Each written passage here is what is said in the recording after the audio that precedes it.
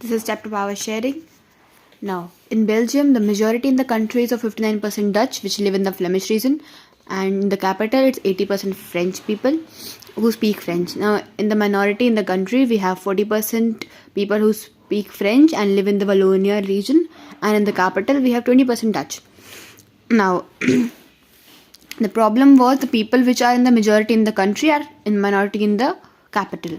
So, to accommodate this, Belgium amended its constitution 4 times between 1970 to 1993, and the amendments were equal Dutch and French ministers in the central government, and to change any law into act, the majority of each language was taken. No single language was in the power. Then, the state government was not subordinate to the central government, which allowed the state government to take independent decisions. Separate governments for both the language in Brussels and the community government for all 3 languages were formed. Which took after the cultural, language, and educational empowerments. Now, coming to Sri Lanka. In Sri Lanka, Sinhala community were in the majority with 74%, and they protected and fostered Buddhism. Now, in minority, we have 18% Tamil, which were Hindus and Muslims, in which 13% were Sri Lankan Tamils and 5% were Indian Tamils. And 7% people were Christian who spoke Tamil and Sinhala both. Now, the problem here was that people in the Sinhala were overpowering the minorities. So this was the majoritarianism.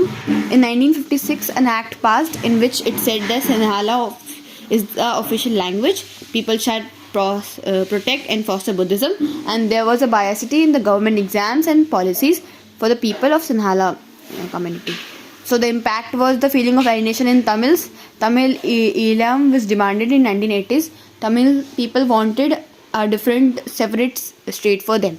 This even caused civil war. Now, coming to moral and prudential reason for power sharing. Moral reason that everyone's rights and opinions are to be respected, and the prudential reason is the power sharing implies better outcomes, stability, and less conflicts. Now, why is power sharing desirable? These are the 2 reasons. And then there are different forms of power sharing: horizontal and vertical. Horizontal, it's between the legislature, executive, and judiciary. They all have same power, but they are the different organs. Now, vertical division, they have different levels of power, like central, state, and local. Now we have power sharing among different